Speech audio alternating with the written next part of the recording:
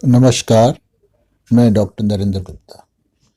एक भाई लिखते हैं, दवाई देने के पश्चात बहुत ही अच्छा परिणाम प्राप्त हुआ। मतलब ये मेरे किसी वीडियो के बारे में प्रशंसा कर रहे हैं जहां मैंने किसी लाइलाज बीमारी का इलाज किया होगा। आगे लिखते हैं, क्या हम ऐसी बीमारियों का भी इलाज कर सकते हैं जिनके साथ शरीर लड़ते लड़ते हार जाता है और बीमारी शरीर पर हावी हो जाती है। दर्शक ने इसको अनकंपनसेटेड कंडीशन से संबोधित किया है। इन बीमारियों के लिए कुछ नाम गिनवाए हैं उसने, जैसे गुर्दे का काम करना बंद कर देना मतलब क्रॉनिक रीनल फेलियर, जिगर का काम करना बंद कर देना क्रॉनिक लिवर फेलियर, मोतियाबिंद मतलब कैटेरैक्ट, न्यूरॉन का चोट के कारण स्थायी रूप से क्षतिग्रस्त हो जाना, परमानेंट न्यूरोनल इंजरीज। इसमें से कुछ बीमारियों के नाम और गिनवाए हैं उन्होंने, जैसे स्थायी रूप से बहरापन आ जाना, ऑप्टिक नर्व का क्षतिग्रस्त हो जाना। मतलब ये सिर्फ बीमारियों के नाम गिनाए जो इनके बारे में जानना चाहते हैं, क्या ऐसे लोगों के इलाज भी हो जाते हैं। और भी अनेकों रोग, जैसे बालों का स्थायी रूप से झड़ जाना एलोपेशिया, बालों का कम उम्र में सफेद हो जाना आदि आदि। धन्यवाद।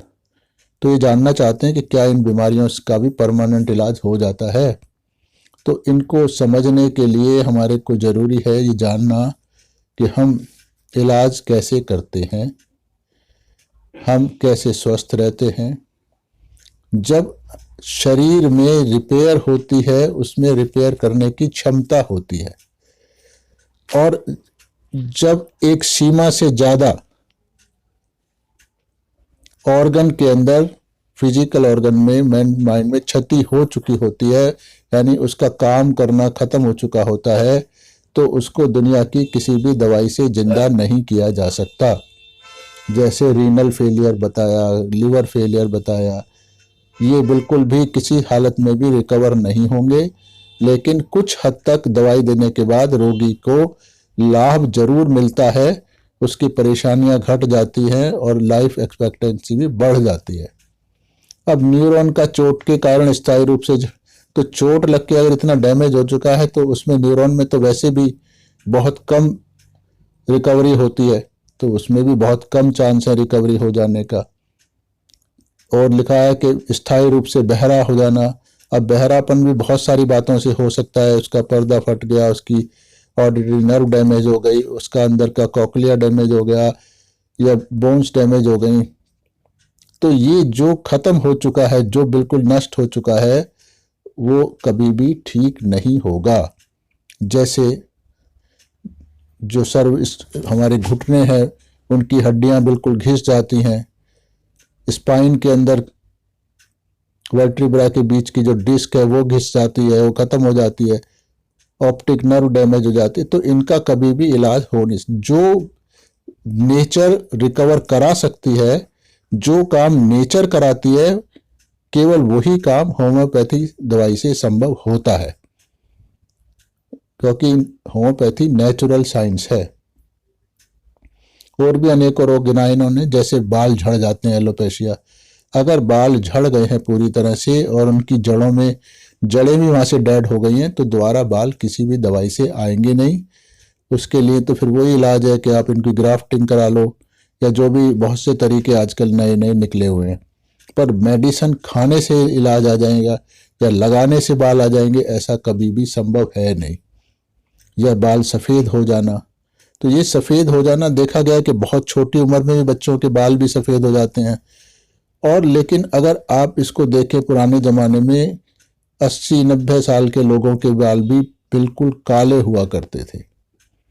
तो इसका सीधा मतलब है कि ये अंदर बाल काले हो, सफ़ेद हो जाना, तो ये एक केवल आंतरिक खराबी का लक्षण मात्र है। तो वो अंदर सिस्टम इतना डैमेज हो चुका है कि उसकी रिपेयर नहीं हो सकती। तो इसलिए जो बाल सफ़ेद हो गए, 2-4 हुए हैं या सारे हुए हैं, उनको किसी भी दवाई से पुनः काला नहीं किया जा सकता। उनको केवल बाहर से रंगा जा सकता है। तो इन अनेकों बीमारी, कैटरेक्ट का इन्होंने उदाहरण दिया। कैटरेक्ट में हमारा जो आंख का लेंस है वो धीरे धीरे ओपेक हो जाता है, यानी उसमें से लाइट पास करना बंद हो जाती है, वो एक सख्त चीज बन जाती है, यानी डेड होने लगता है।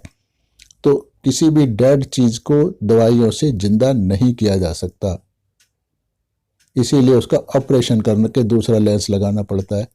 तो ये इन अनकम्पनसेटेड कंडीशंस का इलाज नहीं होता है, इनका सिर्फ मैनेजमेंट होता है। इसलिए इलाज तो रोगी को कराना ही होता है, पर वो अगर चाहे कि दवाई खा के मैं पुरानी बिल्कुल स्वस्थ अवस्था तक पहुंच जाऊंगा, तो वो दुनिया की किसी भी दवाई से संभव नहीं है।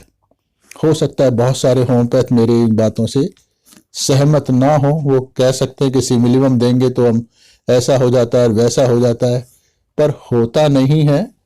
ये या तो वो होम्योपैथों की नासमझी है, या फिर वो अपने आप को ऊंचा दिखाए रखना चाहते हैं कि हम करें ताकि हमारे मरीज आते रहें। पर चीज़ों को ईमानदारी से समाज के सामने रखना ज़्यादा अच्छा होता है, बजाय झूठ बोल के मरीजों को फंसा लेना। तो जो मेरे अनुभव है वो मैंने आपके साथ शेयर करे हैं। धन्यवाद।